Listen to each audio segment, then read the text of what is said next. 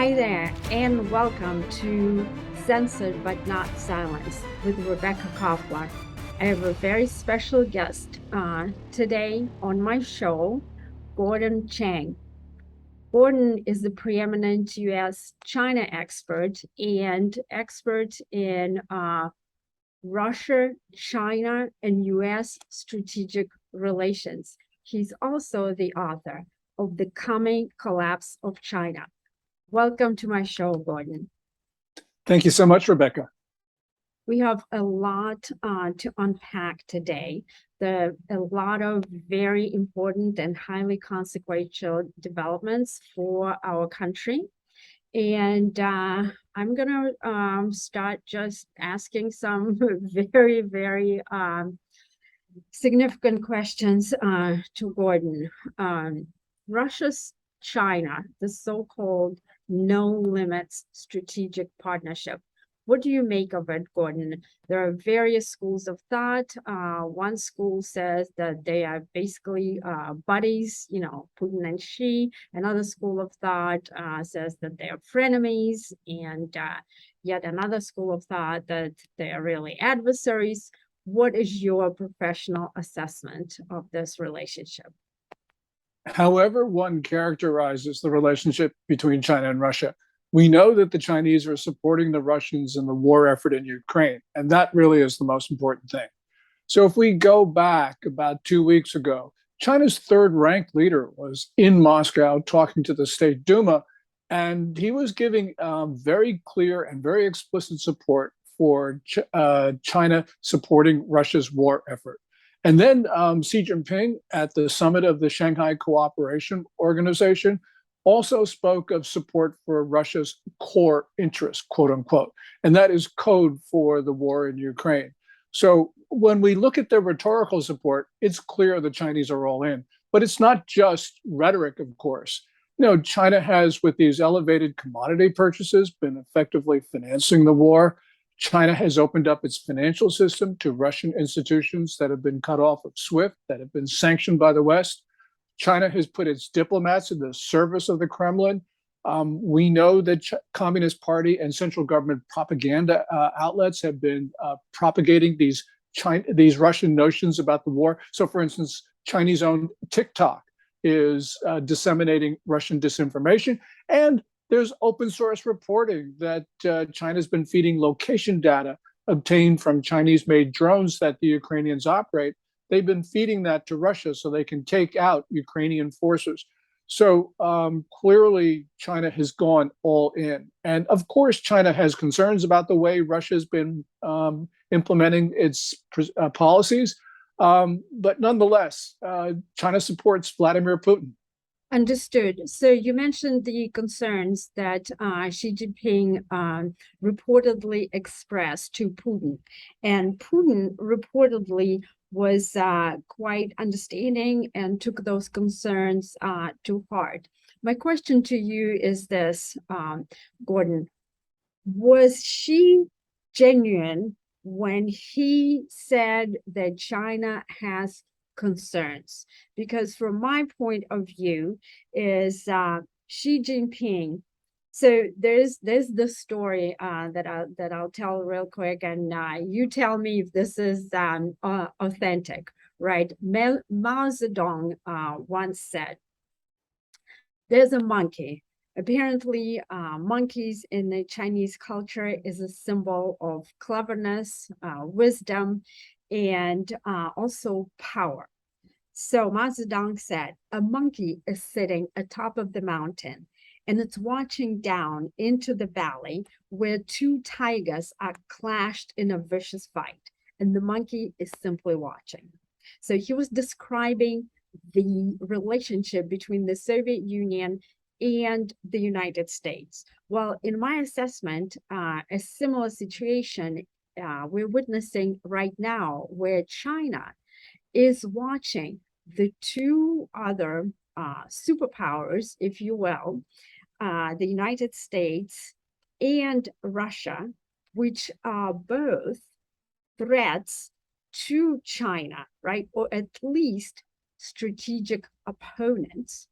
And as we're providing tremendous amounts of sophisticated weaponry to Ukraine in order to degrade and defeat the Russian military, we're at the same time degrading our own weapons supply. So how in the world we would defend Taiwan, right? So Xi Jinping is simply sitting and watching. That is my assessment as we're degrading one another's capability. And so is Xi Jinping really having concerns about Putin's combat operations in Ukraine, or he's just saying it in order to incur the wrath of the United States and to avoid, potentially sanctions? So he's calibrating his strategy. So if he does have concerns, what are the concerns? Well, I'm sure that Chinese have concerns about the way the Russian war effort is proceeding because we've seen these partial collapses in the northern sector of eastern Ukraine. The performance of the Russian army from the get-go was disastrous. I mean, everybody, including me, expected Ukraine to fold within 3 or 4 days. Right, but isn't it But good for China, Gordon? Isn't she delighted to see the abysmal performance, at least at the tactical level, and now even at the strategic level, of the Russian forces and Vladimir Putin? Well, I think that I actually think that Xi Jinping wanted Russia to win Ukraine because Oh, that would have actually broken a taboo. I mean, it would have taken down peace and stability. It would have shown the West to be completely feeble. And so I actually think that Xi Jinping is concerned that Russia is not winning. Um, and so, and so therefore, I tend to think that we are at a point where, you know, people will tell you, look, China and Russia will never form an enduring partnership. They've got conflicting territorial claims. They compete for influence everywhere around the world, especially Central Asia, et cetera, et cetera, et cetera. And I can say, yes, that's right. You know, if we're worried about 60 years from now, maybe we don't have to be there that concerned about Moscow and Beijing. But that's not our concern. Our concern is right now. And right now, China is supporting Russia. And the two of them want to take down the international system. The two of them identify the same adversary, which is the United States. And they're working closely together. So that is the reality. And that's the reality that we have to deal with now. So I actually think, and I don't know, but I actually think that Xi Jinping is very concerned that Russia's war effort is failing. He wants to see Russia do well, because if Russia does well, then that gives him a green light to do well with regard to India, Japan, the Philippines, Taiwan, you name it. Well, I absolutely agree with this, Gordon, but it appears as though in the West, Xi Jinping's words were interpreted in a completely different manner.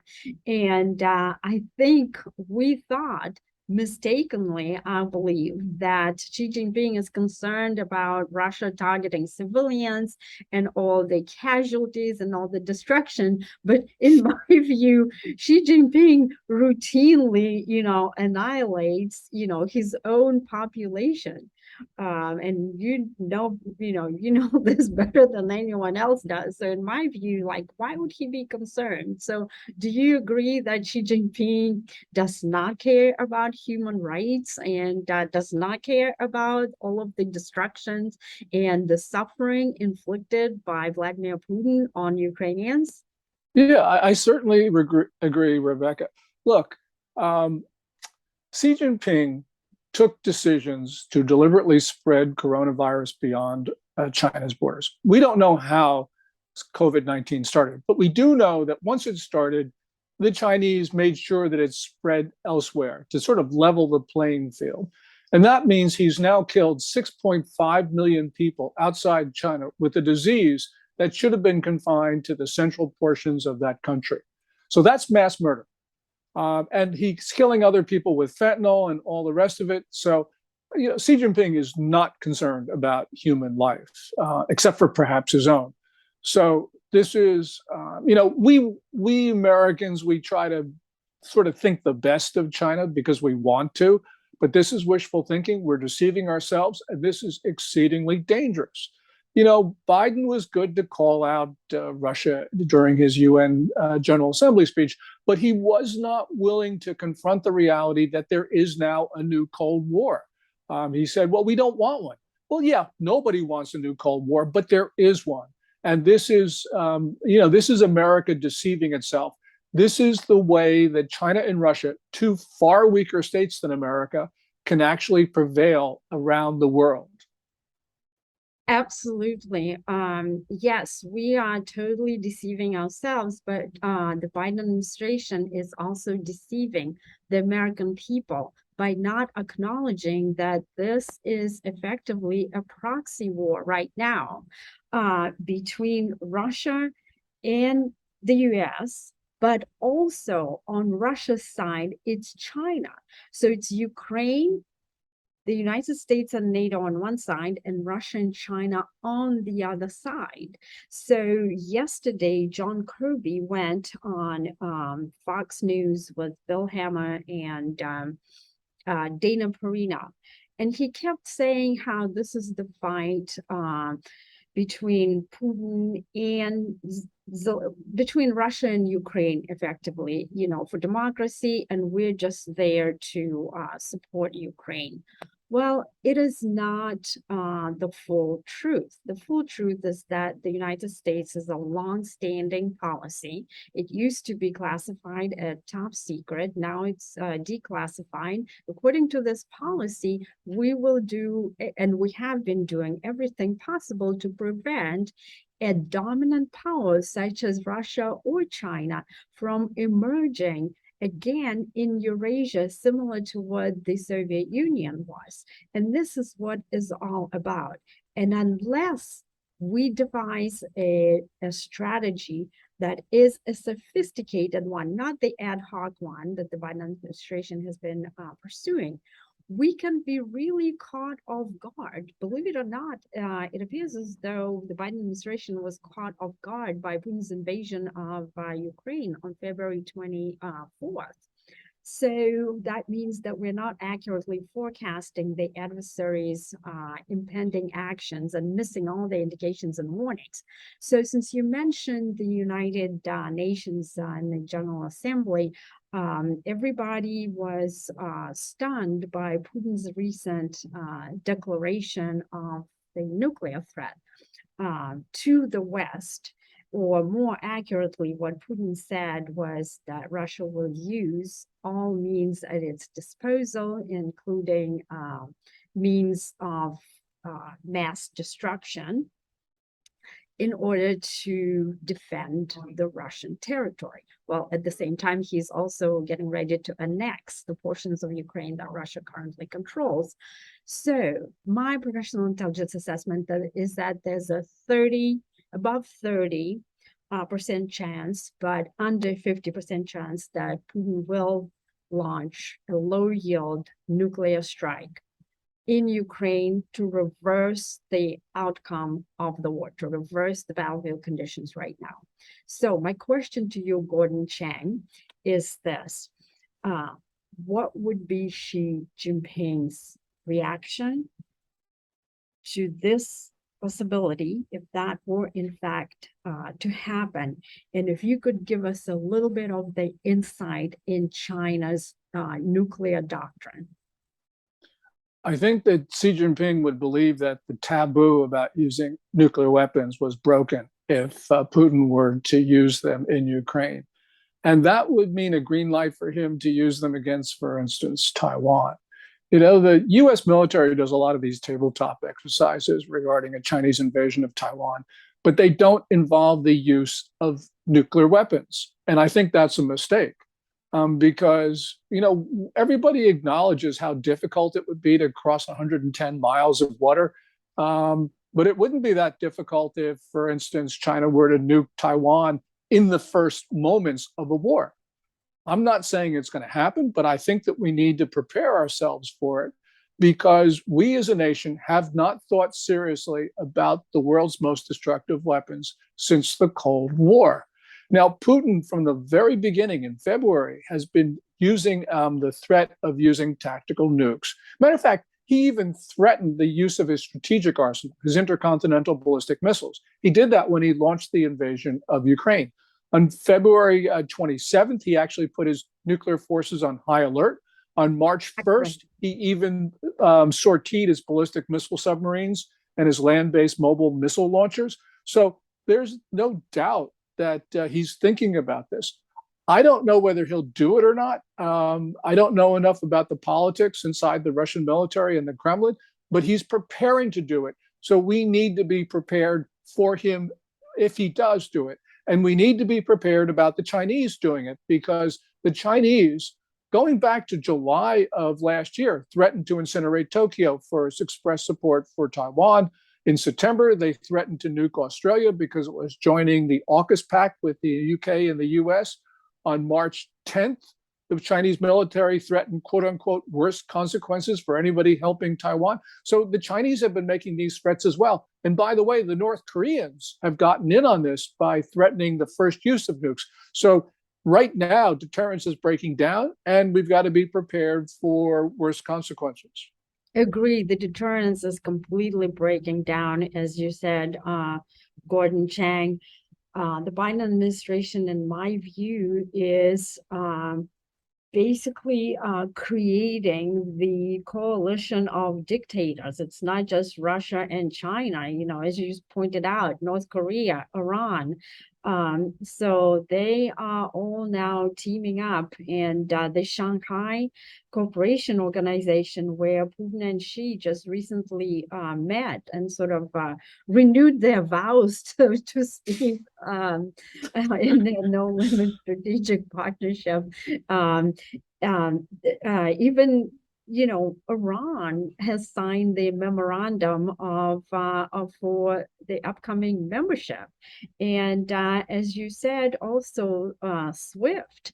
The China and Russia creating their own versions of SWIFT to pass transactions, payments in Chinese yuan and the Russian ruble. So this is what gives them the confidence, both Putin and Xi, that over the long term, they can bypass the United States. They can bypass our international financial system that took decades to create. And so, unfortunately, the policies of the current administration are pushing all of these U.S. adversaries, very formidable adversaries, together. So, so this is tremendous. So basically, you said that if Putin were indeed to cross that nuclear threshold, which is a taboo, he would greenlight China's potential use of nuclear weapons as well on Taiwan. Did I understand this correctly? Because this is breaking news right here. Yes, I think so. And the reason is that there is a taboo, but once that taboo is broken, then it becomes much easier for China to use its tactical nukes, or maybe even its strategic weapons on Taiwan or others. That's common sense. And once you have war starting, then it makes it much easier to start other wars. And Rebekah, just think about the dynamic. Okay, Russia invades Ukraine. Well, what's happening right now? Well, because Russia's not doing well, Azerbaijan thinks it can go after Armenia, renewing the war that they had, which was settled in November of 2020. But Azerbaijan thinks, well, Russia's weak now; it can't help Armenia. So you got that. You got Turkey actually threatening again to seize Greek islands. This is war spreading, and it's the same dynamic for the use of nukes. Once you have one use, then it becomes much easier for other countries to do the same thing. Yes, exactly. So my concern is that the Biden administration is not prepared right now for the possibility. As you said, we must act as though Putin will do it, because the Russian military culture, right, and the general staff strategic planning is prone for worst case scenario assessments, right? So, and we should be doing the same because we can't possibly be caught off guard. And if Putin does indeed do that, what is the response? And right now, there's no indication that the Biden administration is prepared to even deter such an action, much less to respond to it, because I think they are gambling on Putin not doing that. The whole speech that President Biden delivered at the United Nations is again just simply words, right? It's just that it's a more elaborate and more eloquent way of calling Putin the killer. You know, last time I remember that that's his lexicon. But Putin is not afraid of words. Putin is afraid of actions. And in terms of tactical nuclear weapons, the previous administration, ironically, the one that was accused of being in cahoots with the Putin's government, President Trump did in fact authorize the development of the low-yield nuclear warhead for our forces, which struck in the heart of Putin's escalate to de-escalate doctrine. Well, the Biden administration went ahead and canceled that. And so what is right now our posture? It's really not clear. And all the three sides in my assessment are gambling. The Biden administration is gambling that Putin will not do that, will not use tactical nukes.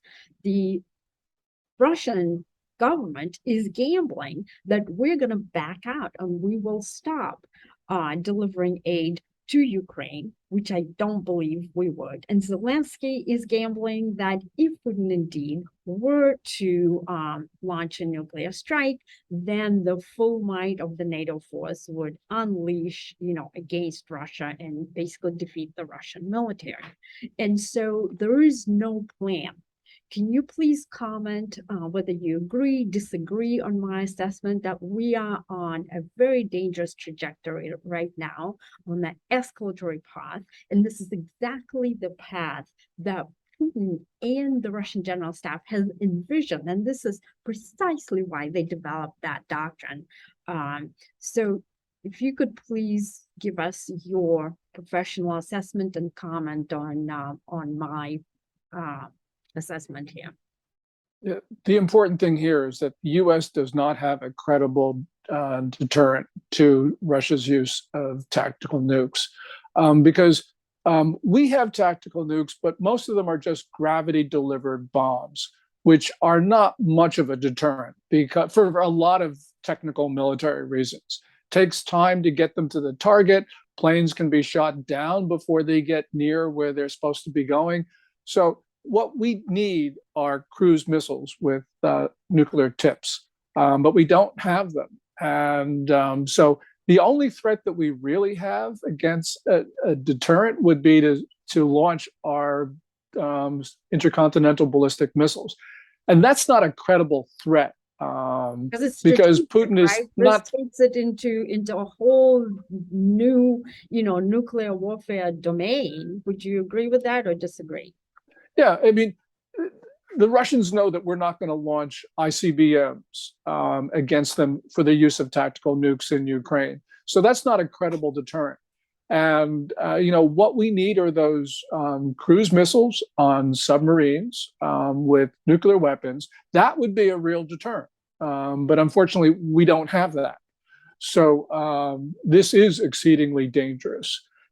As you point out, Russia has the doctrine of escalate to de-escalate, or as General Hyten said before he retired, escalate to win, which is, I think, probably a more direct way of describing it. But the point is that Russia has had this doctrine, and we've known about this, of threatening or actually using tactical nukes early in a conventional conflict to win. So it is... it was wrong for the Biden administration to cancel the programs of developing these types of weapons because they really are the only practical deterrent to a Russia for using tactical nukes. And, we have to assume that cities like Kyiv are going to be completely destroyed by the Russians, and that the Russians, although they have failed up to now, could easily just take over the rest of Ukraine by just rolling in over a radioactive wasteland. I don't know what NATO would do. I tend to think Biden would not oppose that. But I do think that the United States would use economic and other sanctions that would severely affect Russia, much more than the sanctions we have in place now. But I think that that is an inadequate response to the use of nuclear weapons. And I do fear that Putin will actually use his tactical nukes to reverse his declining fortunes in Ukraine. Gordon, please clarify again your assessment of the blue force and the blue position right now. Whether you believe President Joe Biden would or would not authorize the involvement of the NATO forces in the Ukraine conflict and nuclear use. Can you please restate again your assessment of that? My guess, and it's only a guess, Understood. is that Biden would not authorize NATO to fight Russian forces in Ukraine. And the reason why I don't have any special insight at all, but the point is that we know that Biden was intimidated by Putin's threats to use nukes before the invasion. And so therefore, we have not seen a robust American response to oppose the Russian invasion. We've seen some response, but obviously not enough. And so I think that Biden has, in fact, been intimidated by the threats to use nuclear weapons. And that really concerns me, because what he's probably going to be intimidated by a Chinese threat to use their nukes against Taiwan or some other country. So, at this particular time, I just see war spreading. I don't know how it will spread. I don't know where it'll spread. I mean, I was taken by surprise by the fighting between Armenia and Azerbaijan. I mean, that was something that just stunned me. But it shows you this is how wars will spread. We're seeing like a slow motion beginning to the Third World War. This is actually how World War II started. We think of World War II, September 1st, 1939. Well, no, it actually started in China. You had the invasions of the Japanese into China over a course of a decade. And, eventually just war sort of spilled over. And that's exactly what's occurring right now. Absolutely. This is really, really concerning. Another concern is that I don't believe an average American person is aware of the level of threat that we are facing. And the worst case scenario, despite the fact that it's, low probability, it's higher risk. And the probability is increasing in my assessment. So it's perhaps right now at moderate probability because we are so busy. Americans are experiencing our own domestic upheavals here, and the level of trust is definitely decreasing in our public institutions because of everything that it's going on. And so it appears as though that the Biden administration is taking advantage of the fact that Americans are distracted and really is not telling the truth what the risks are. I'd like for you to comment on one more assessment of mine, or view rather. So we're at a point where I believe America needs to prioritize our own security interests, especially when it comes to the conflict. If it were to cross the nuclear threshold, right? Yes, we'll love Ukrainians. We want them to live in a democracy. We want Syrians and Afghanis to live in a democracy, and everyone in the world. But in some cases, in many cases, the Jeffersonian style of government is just simply not in the cards. And today, if we were to really cross that Rubicon, or not we, but Putin, we meaning, we, the global we, so to speak, we are in a completely different world. And so how would you come out of such a situation if you were President Biden, if you were an advisor? What would you advise, him to do? How would you prioritize U.S. interests versus Ukraine's interest, which they're not one and the same? And can those be pursued at the same time? How does one come out of this showdown in this highly risky situation that we are in? I know it's a very difficult question, and let's just give it a shot.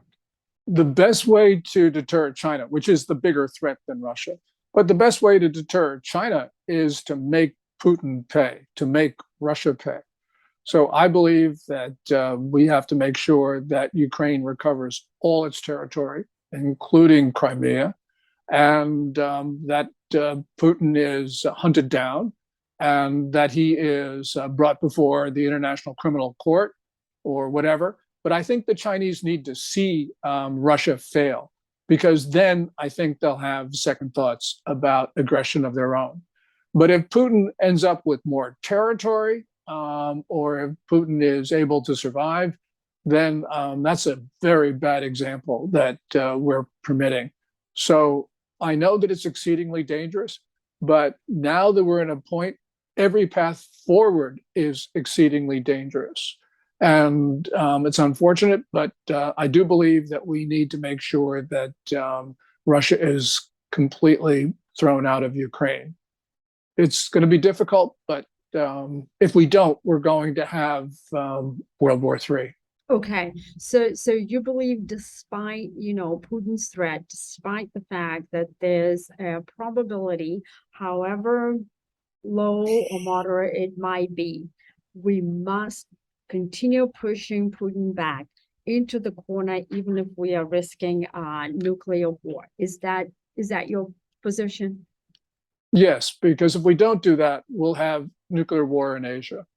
And we have fallen, we have got to a point where this is exceedingly dangerous. This is the most dangerous times that I've lived through. I think it's even far more dangerous than the Cuban Missile Crisis of 1962 or the Checkpoint Charlie crisis of the preceding year. And the reason, Rebekah, I say that is because although those crises looked like they could have brought about the end of the world, we now know from the archives that neither Khrushchev nor Kennedy was willing to use their nukes. We don't know that about Putin and Xi Jinping right now. So I think that we are on a far more dangerous path. And unfortunately, I don't see the Biden administration. I don't see the West. I don't see our friends and allies around the world doing what is necessary to ensure peace.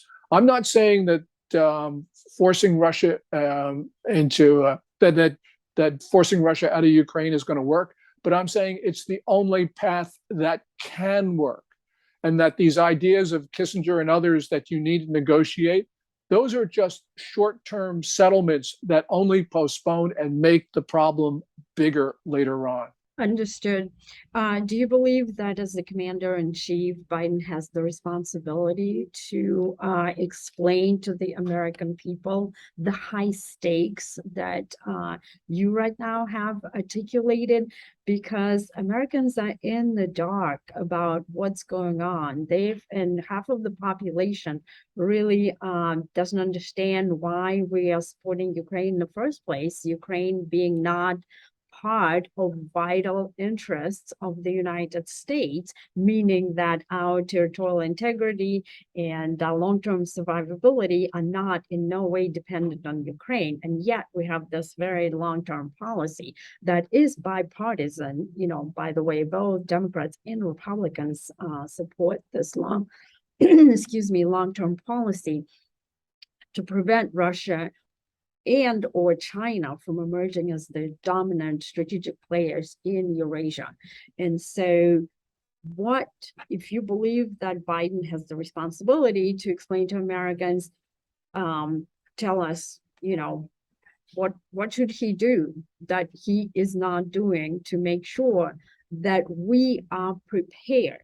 Because in my assessment, and it's not really my, there's an existing assessment based on the Russian doctrine that Russia would launch cyber strikes, including on Europe and the United States, in order to preempt the intervention of US and NATO into the conflict. So my feeling is that the American people must be prepared. What is your view on this point? Yeah, I have said that Biden has an obligation to address the American people, to tell them that this is no longer peacetime. And I've also said that I think the United States should move to DEFCON 2, because the Russians are at war and the Chinese are preparing to go to war. And the Chinese are not only building up their military, the fastest buildup since the Second World War, but they're also mobilizing the Chinese civilian society for war. So I believe that we need to do the same thing. And I believe that, Biden on February 28th told the American people not to worry about nuclear war. I think he should now tell them, yes, we need to worry about it. I agree. Thank you so much, Gordon Chang, for coming on my podcast today, Censored but Not Silenced. I would like to direct the readers and my viewers to where they can find you. Tell us your social media and tell us where you publish your analysis, where they can purchase your book, so that they can benefit from this incredible professional expertise and the analysis that you have. I archive my articles for free on my website, which is www.gordonchang.com, GORDONCHANG.com. And I tweet at Gordon G. Chang. Excellent. Thank you again. This is Rebekah Koffler with Censored but Not Silenced. If you like this podcast, please like, subscribe. I am on Twitter and Getter with the handle Rebekah, REBEKAH @0132. Thank you again, Gordon Chang. It's been a pleasure to have you on Censored but Not Silenced. Thank you, Rebekah.